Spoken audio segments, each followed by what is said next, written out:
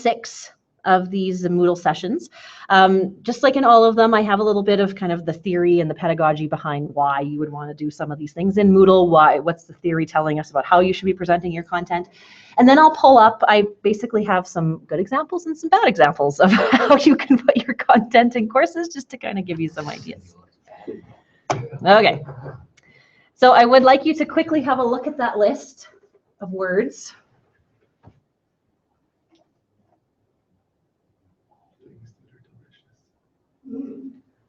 Giraffes. Okay, what do you remember? Giraffes. Okay. Hippopotamus. Yeah. Hippopotamus. Grapes was in there. Giraffe. Yeah. So there was banana. there's a few things in there. Why did some words stick out more than others, do you think? All the animals. Right. All animals. Right. And kind of looking for some of those, or you said there was animals and there was food. Yeah. So there were some oddball words, but then what other thing were you doing to try to look for? If you said there's food and word, I guess. Right, so there's kind of categories. So there was animals and there was food. So not only were you looking for things that were different from everything else, you were also looking for how can I find similarities and differences, larger ways to categorize these. Where do you think you put these words? Well, what kind of memory did you? Short-term memory. Right, your short-term memory. So if you then were able to take these, and I asked you now in a few days, what were some of the words, then you've put them into your long-term memory. So really that's part of the content and creating content for your students, is taking it so that they can process and work with it in their short-term memory, but then also giving them the ability to take it from their short-term memory and storing it in their long-term memory. If you're just dumping material at them, they're not going to be able to really work with that content to move it from their short-term to their long-term. So that's what this little presentation is going to be about. So your working memory, which is your short-term memory, it's usually about 5 to 9 chunks of information at a time. That's why phone numbers are relatively easy to remember. That if it's any longer, that's usually too much information for your brain to remember. It's very active, so it's kind of taking that information and working with it. You're trying, like you might repeat the numbers in your head or try to find ways of patterns or things to try to, it's stuff you can work with. It's limited in how much space, because if you're working with a phone number and then someone came to you and told you how much something cost, you might forget some of those phone number digits and remember the new numbers that they gave you. So there's kind of a limited amount of information it can hold at a time. Your long-term memory then is the one that holds everything. It's more of the repository. It's not really where you process and think about things. So the thinking part of your memory is the working memory. Where you store things are in the long-term memory. I'm not really sure exactly which parts of your brain all of this happens in, but there is kind of a constant, like if you have something in your long-term memory, you pull it into your working memory if you need to work on it. So you might see something new, and then something that's already existing in your long-term memory, that's going to be pulled from your long-term, combined in your working memory with the new stuff. So those are things that you all have to keep in mind when you are working with students of, are they brand new students? Are they students that they're at the end of their second or third or fourth years? Do they have information that I can combine and work with this new material that I'm giving them? How are they going to pull these two pieces together? So to help with successful learning, so it's taking that new content, letting them process it, work it out, and then once they've done that, be able to store it in their long-term memory. So if they work on it, but then it just goes in one ear and out the other, it really hasn't lended to that successful learning. And to get it into that long-term memory storage, they have to work with it. They have to somehow associate it with things they already know. They have to somehow find a category that it all fits in. They have to find those relationships. So you want to give them the opportunity to work with it, and then from there, how is it going to fit into that long-term memory storage? So your working memory capacity, it helps if you the more stuff you already know that's in your long-term memory, the larger you can work with information. So if I am in maybe I'm in your welding course and I'm coming in as a new student. I've never really done much welding before. The amount of information you can give me at a time is going to be a lot smaller than if I've already been in your course for a year or two. I already have a lot of existing information. I can then you can give me more new information at a time because I have a lot of background to help support the new stuff that you're giving me. So you kind of have to keep in mind, okay, do they have a lot of background to help them, or do I have to give them very small pieces before they can then put all of this into their long-term memory? So that's that point. A chunk of information for one person is not the same as a chunk for another. Or for one person, if it's a topic that they've never learned about, their chunks have to be a lot smaller. If it's a topic they know lots about, they can take a lot more information in at a time. So chunk size depends on kind of that long-term memory. So basically, the more you know, the more you can take in at a time. And learners that are more experienced, they can then also look at how everything is related together. So they have a lot more of that related knowledge in their long-term memory. So they've been able to take material from different places and see how it all connects together. And your novice or your more beginner learners, they are going to be more overloaded if you give them too much at once. So if you give them that chunk is too big or too many different chunks, there's too much information.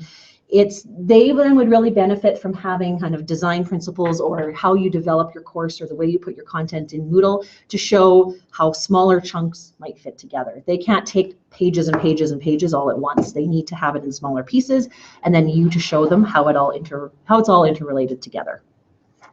Because you really want to minimize their working memory load, because if you put too much in, if they're trying to function and work on something, and then you put more and more in, they're going to lose some of that. They can't hang on to it all at one time.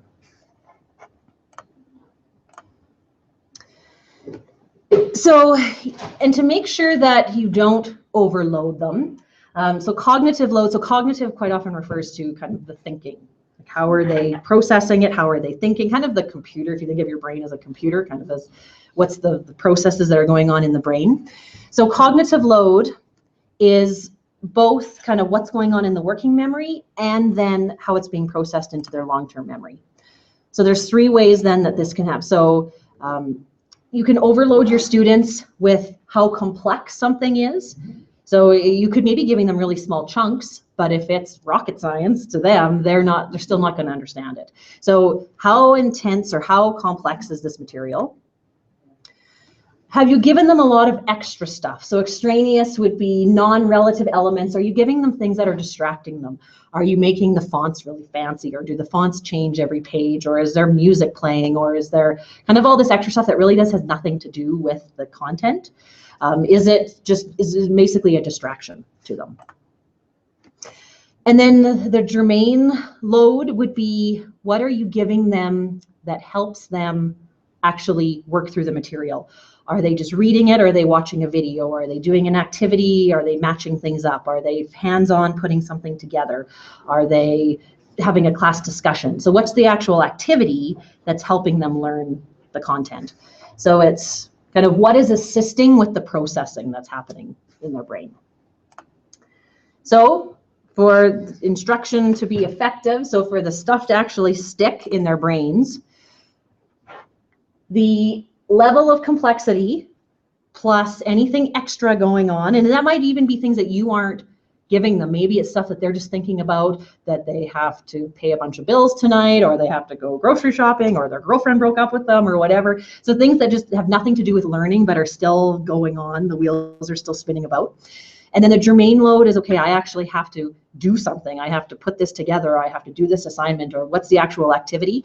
All of those things can't overload the working memory. So working memory isn't just, I'm giving you some content. It's what else are they thinking about? What activities are they doing? All of that together can't overload the students. So it's a lot of things to think about that are kind of all those parts of their brain are functioning together, that it's a lot to keep track of.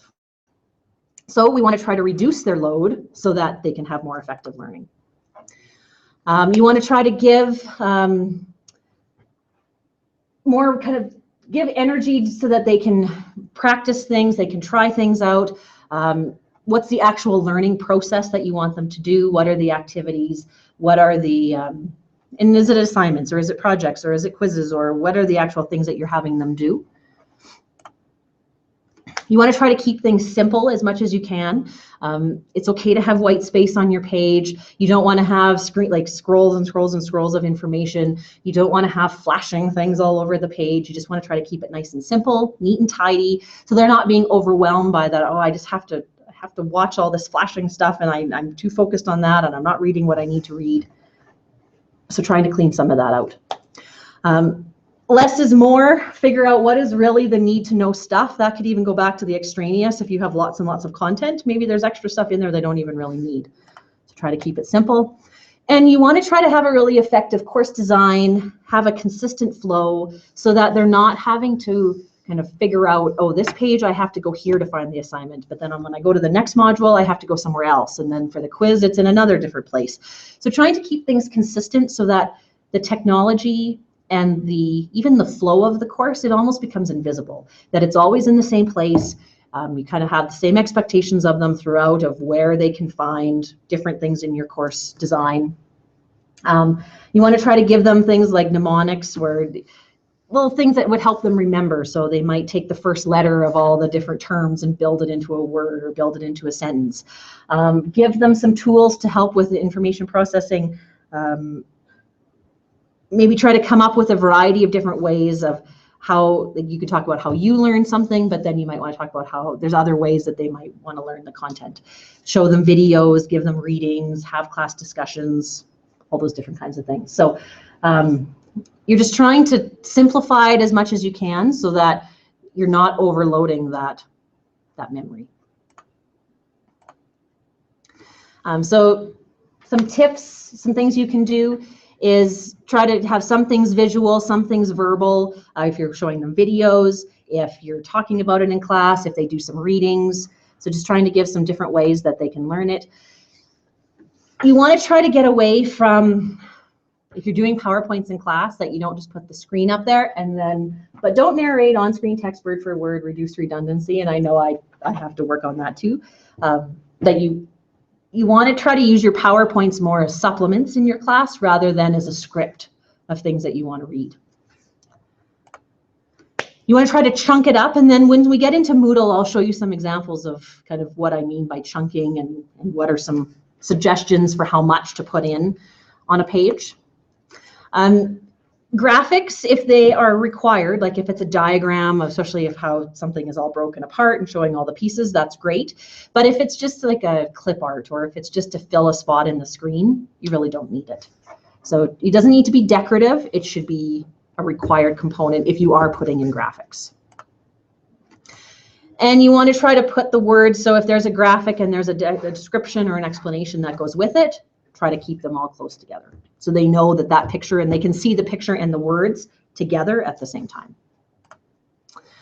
So there's some references that I'll give you. So like 3 chunking strategies that every instructional designer should know, 5 ways to reduce cognitive load. So these are some links to actual articles.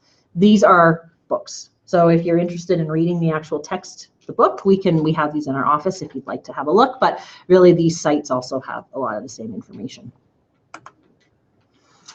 Okay, so if you are wanting to put your content into a Moodle book, and we see this quite often with courses that don't have a textbook.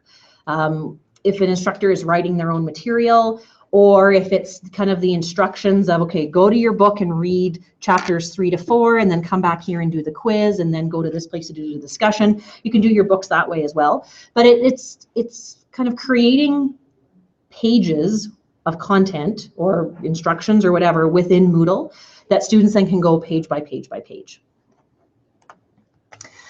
So it can be to present information, but you can also have it as a place where you might have the first page or the objectives you want to cover in this module. And then the next page are the links to the assignments. And then the third page are links to additional resources. So there's a variety of ways that you can set those up. And you can do chapters and subchapters. Students can print the books. Unfortunately, there really isn't a way you can download them into a nice, like a PDF or something like that. It's really meant to be viewed just within Moodle. Really printing it, I guess, is kind of the only way of. if they print it, then they have access to it, but it's really not meant, again, to be taken outside of Moodle. So once your students are done, if you are giving them content, if it's things they need to refer back to maybe when the course is done, because if they buy the textbook, then they have that as a resource when the course is all completed. But if you are putting things in Moodle, we know some students complain that, well, I paid for this course, there was lots of stuff in the course, but now the course is done and the teacher unenrolled me and I can't look at it anymore. I can't access all that great content. So for that reason, we do have some suggestions, and I'll talk more about Google, then that might be an option too. You have to be careful when you are creating Moodle books. They look great on a computer screen, and then you go to your iPad and the pages, they get cut off. It doesn't show the whole screen. So it's a really good idea if you are making things in your Moodle books, double check on a couple different devices to see how it looks. Yeah, we found it definitely page size. It does change when you look at it on an iPad. So, and then there's a Moodle, like a doc site that has some tips and some things to go with creating the books. If you are putting in PowerPoint, and a lot of times instructors will just take whatever PowerPoint they used in their face-to-face class and then just upload it later in Moodle just as a reference. Students can look at it after. Other instructors they put a voiceover to go with it, especially if it's a more of an online course where the students aren't getting an in-class kind of a presentation or a lecture. So when you are putting in PowerPoints, we suggest that you convert them and save them as a PDF. Then that way it doesn't matter what device they're on. If they click on the link, it opens just as a PDF. iPads, like phones, any kind of computer can usually open a PDF. If you are leaving it as a PowerPoint file and they're on a Mac, they might not have the right software to open it. So it's better just to do everything as a PDF, and then it should be able to open it on any device. The only thing is, though, if you put notes at the bottom of all your screens, like your slides, and then you turn it into a PDF, you lose all the notes. If you wanted those notes for students to view, then that might not be, putting it in a PDF might not be the best thing. We can help you with exporting it so that the notes stay along with it and it becomes a PDF. There are some options with that. We can give you some help if that's kind of where you want to go with it. And again, you want to try to keep your PowerPoints simple, clean, precise. If you even just go and Google design tips or something like that, you'll find probably lots of things of talking about and like that whole thing about chunking. Like you really don't want to have more than kind of 5 or 6 points on a page. You want to use white space. It helps kind of draw attention. If you have just too much text, it's just too much to see. Talking about font sizes, colors, all those things, you can find lots of information out there. But really trying to keep it nice and clean and simple and precise will definitely help. And if you want to do a voiceover, we can do, there's lots of different, if you wanted to do this and put it up as a YouTube video, you can. And then, because now that you have a Google account, you can do it. Everybody has a YouTube account as well. You can make your own videos and then you can hide them so students can only access them if you give them the link right to your site. So you could link to it within your Moodle site. They can only access your YouTube videos that way. We have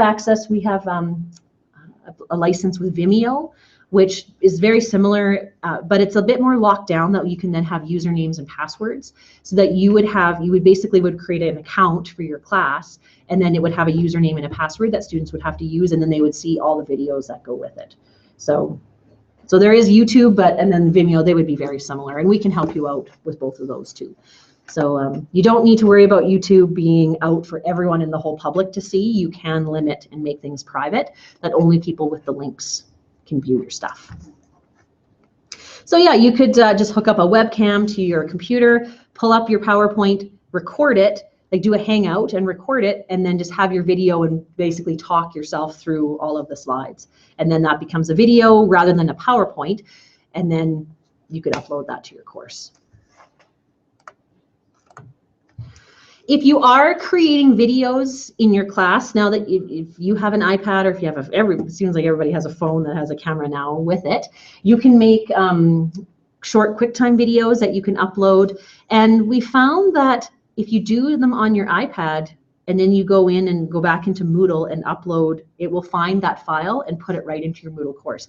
You don't even have to take them off your iPad, put them on a computer, and then put them into your Moodle course.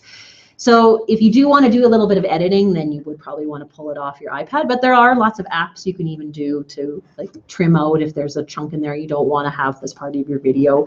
You can do some editing right on your iPad itself. If they are too big, then you might want to take those videos off your iPad and then store them in something like Vimeo or your YouTube channel, and then you can just give the link to your students. And again, we can help you with that. We can kind of set up that Vimeo account or your YouTube account. And if you are, oh, I don't have my iPad, there is actually a right side up with your iPad. You wouldn't, it doesn't seem like, because it always flips the image around.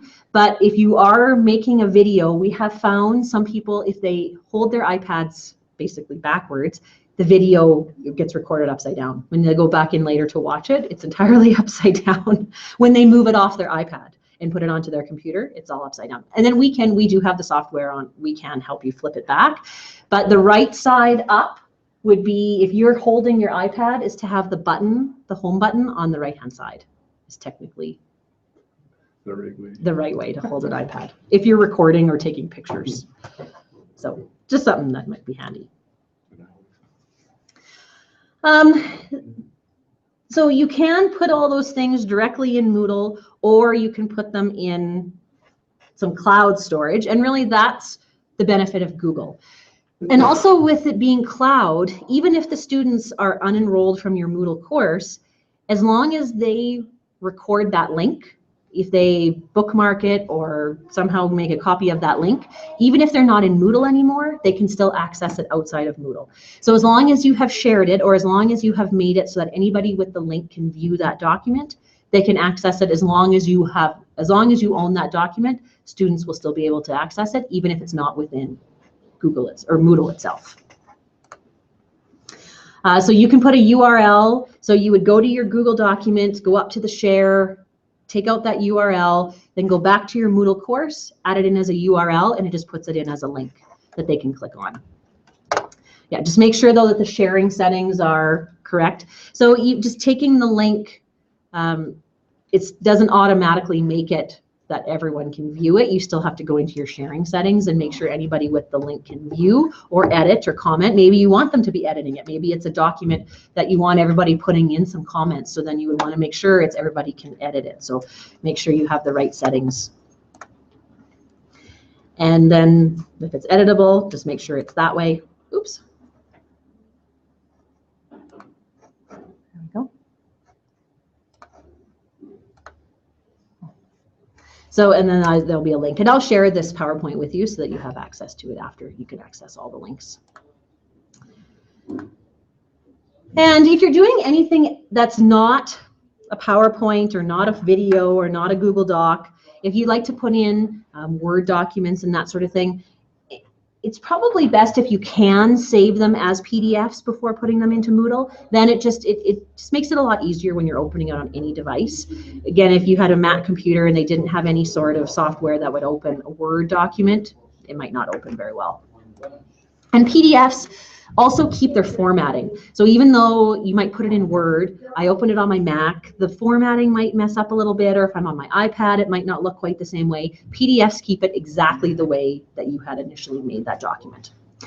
If you want them to be able to edit it or to type in it, you can do a Word document, but then it's not a collaborative thing. They would be downloading it, they'd be typing into it, and then they would be probably handing it back in through an assignment or through a discussion forum. If it's a document that you want everybody to work on, then using a Google Doc is probably better for that. And then, yeah, so if you are having them edit a document, then you're probably getting them all to individually hand that all back in to you that way. And you can do it, you can have forums where students can upload files, assignments, and quizzes as well. They can upload files back to you that way. I think that's, okay, so that's the end of my little presentation on putting in your content. But because really putting in your content, especially if you're expecting the students to read the material outside of your class time, or if it's more of an online kind of course, they're having to take that material and process it and put it into their memory. So you want to give them the opportunity to process it in that short term, that working memory, and then help them put it into the long-term memory. So just dumping material into your course is not the most effective way of getting that content to a place where they can actually store it and use it in other situations.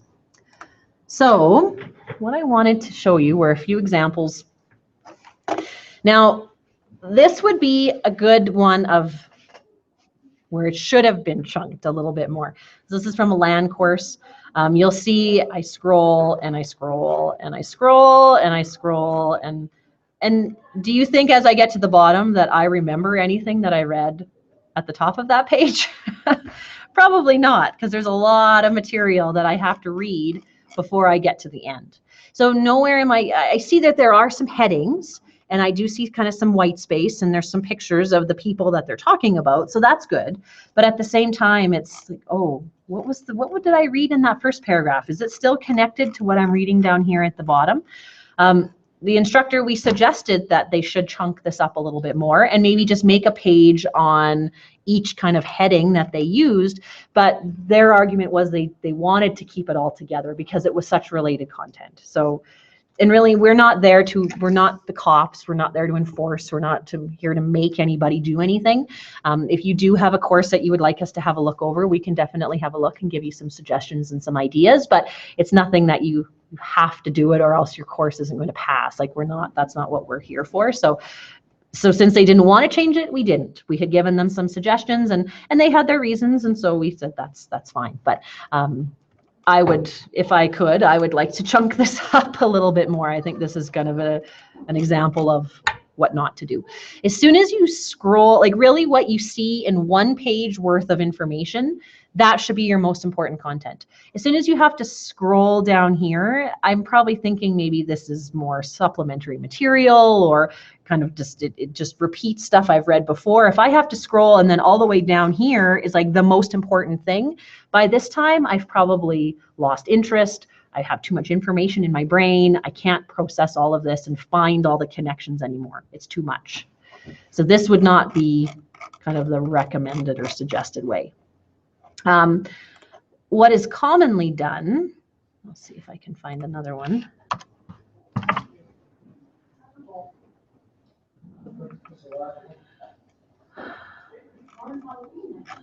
Actually, let me just go back here.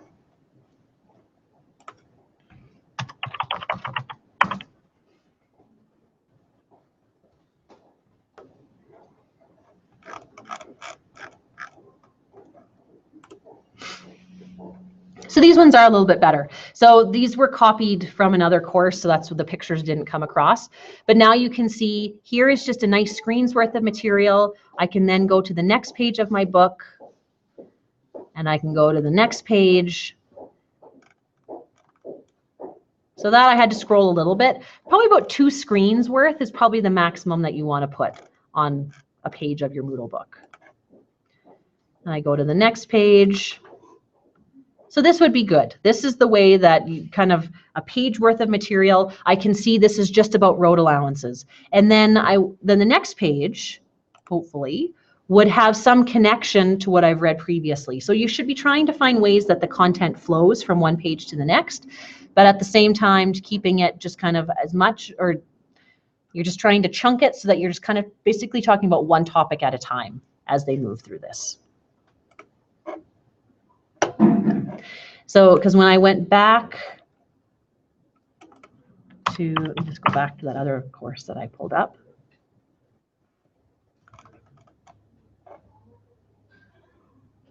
What's this one?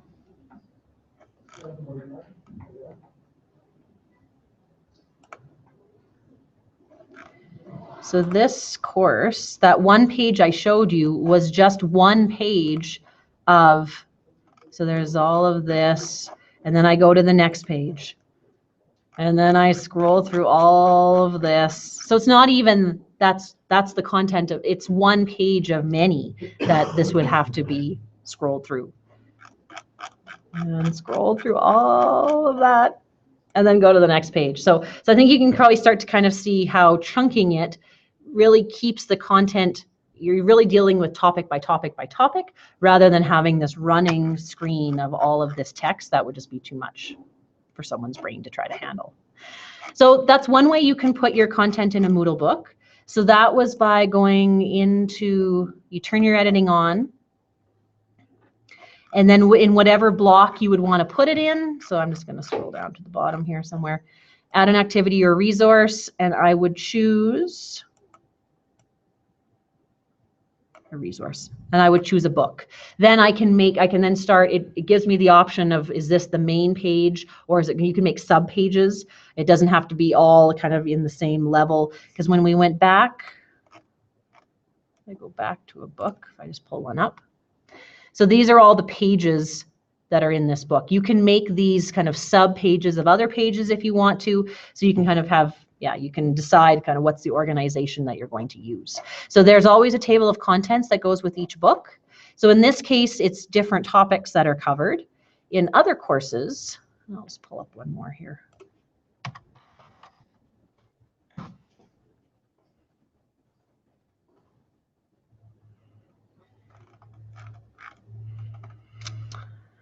Like this book is more of the instructions. So you'll see the table of contents is the introduction. There's a page for presentations and a page for assignments. So on this first page, it talks about kind of what the topic is going to be. Here are the objectives you're going to cover. And then it gives you the pages that you have to read in the textbook. Look at these PowerPoints, do this assignment. Then it goes to the next page where it has then the links to the PowerPoints. And these ones are on Vimeo, so there's a password to open those. And then the next page gives you the links to the assignments. So you can use your books to deliver the content, or you can use the books to deliver kind of the flow or the instructions that you would give to your students. So in this case, with this course, I've kind of pulled bits and pieces. When you logged into this course, each block, all it had was the link to the book.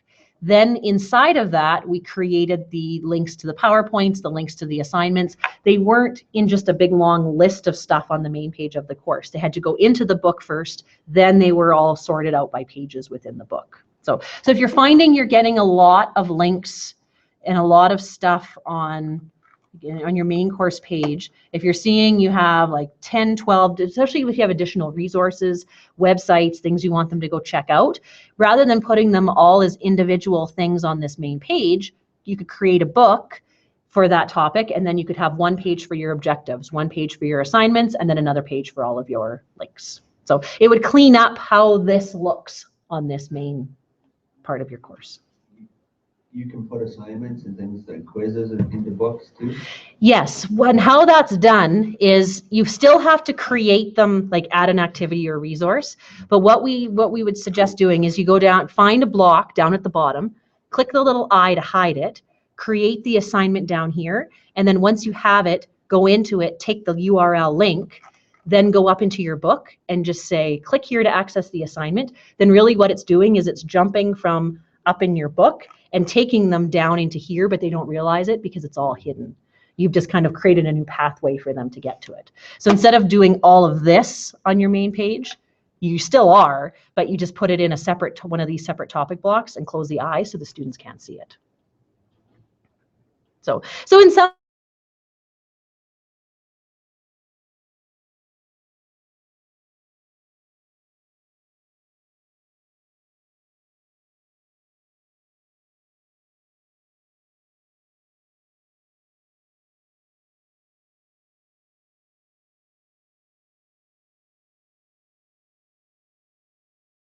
But yeah, you still have to do it here and then link to it inside of the book.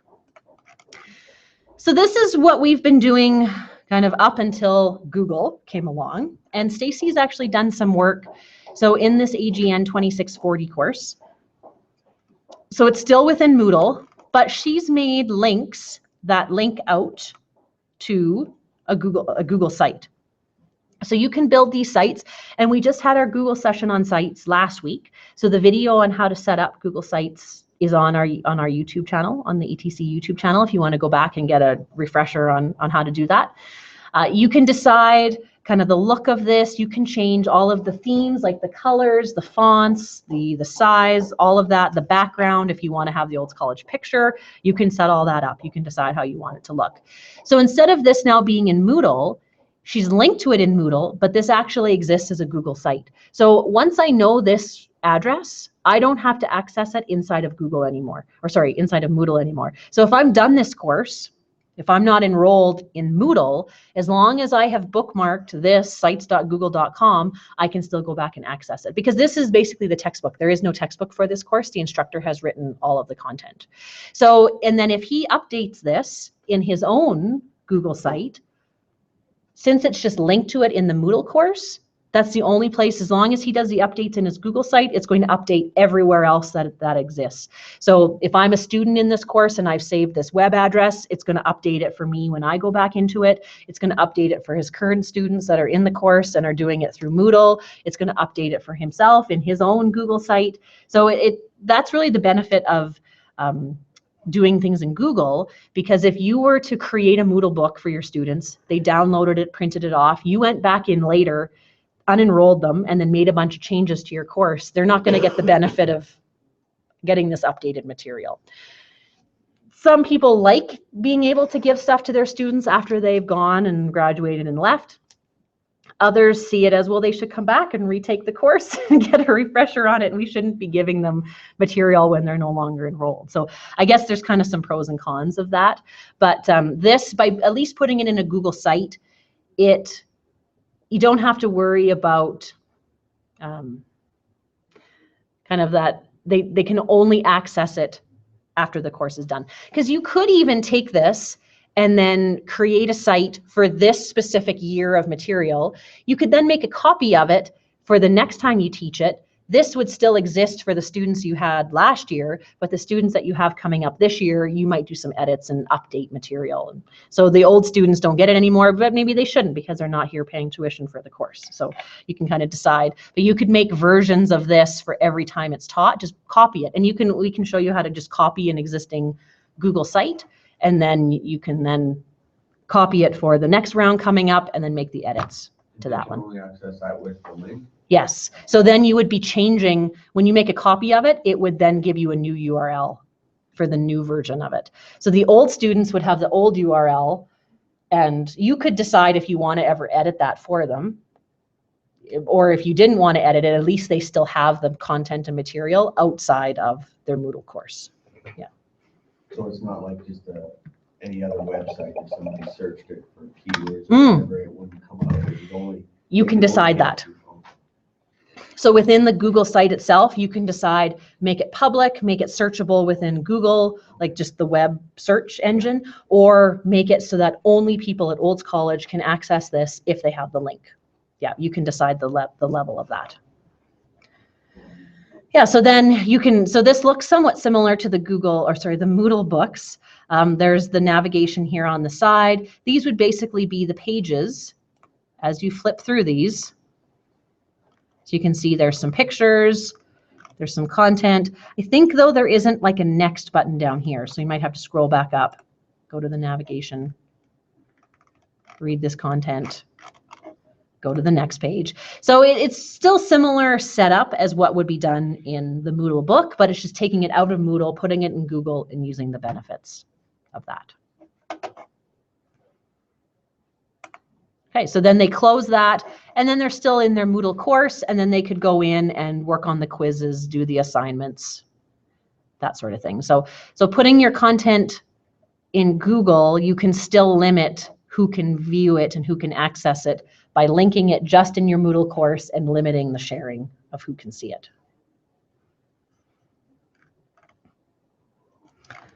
Okay, so that's the majority of the stuff that I wanted to show you today. Do you guys have any questions or anything that you want to see?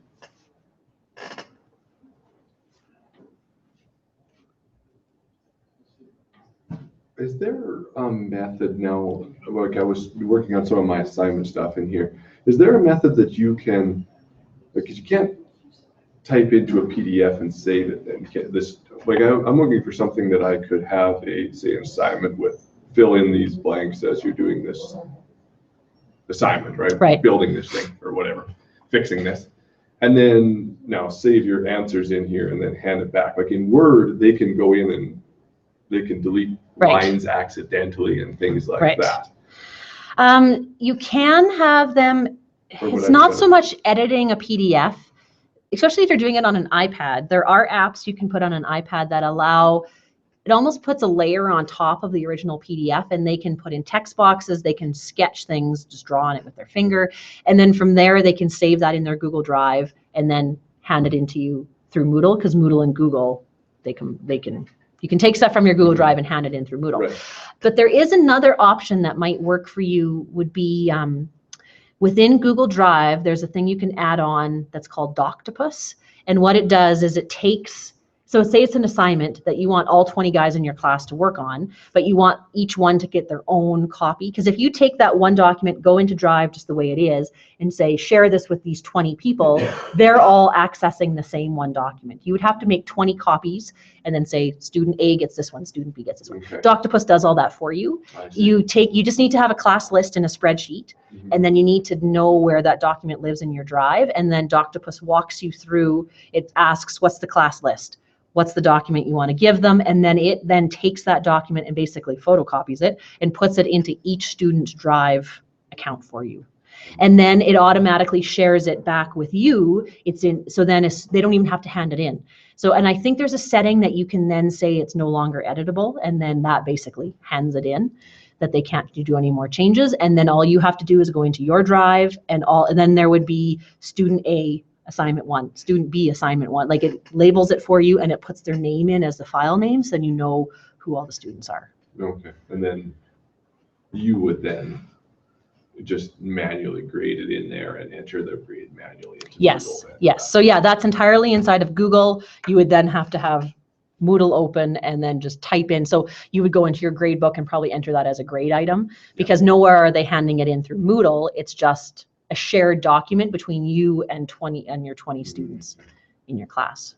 For some of my labs, if there were short answers, I used forms too. Mm-hmm. Because then it all comes out in a spreadsheet. Yeah. It's not fancy or nice to look at, I guess, but everything's there. Yeah. Right, and they can't edit the questions. That's There's right. nothing funny like that. Yes. Because I printed off the Word doc. Usually what I've been doing is just printing the Word document off, they fill it out, hand it back in to me, then I manually grade it and enter it into Moodle. So, Yeah. but the guys get the things so filthy and lost and Yeah. scratched on and like Yeah. bills But yeah. full and like. No, but it's a forms mess. would definitely be a way, if it's just, short answer, even if it's like you're giving them multiple choice options. Because short of doing that, I would have to enter each assignment question in the question bank and then kind of formulate a. If you wanted to create a quiz out of it, yes. Because a quiz can be an assignment. Yep, yeah. Right. Yes, yeah, and a quiz is just called a quiz because it's based on individual, like they're separate questions that you are getting Moodle to mark for you. That's what a quiz. You can then decide, does it count as an assignment? Does it count as a whatever you want to put it in your grade book. An assignment is where students upload a file and hand that in to you. Or you can do where they type their text right into it, but it's just kind of a one thing that then, and the Moodle is not expecting, it's not trying to mark it for you. It knows that you have to mark it, and then it gives you the chance. And then with an assignment, it also gives you the opportunity to hand files back to them. Quizzes, you can give them feedback, but it's not so much you're giving back their copy of the quiz. Yeah. Okay, I'm just going to stop this recording.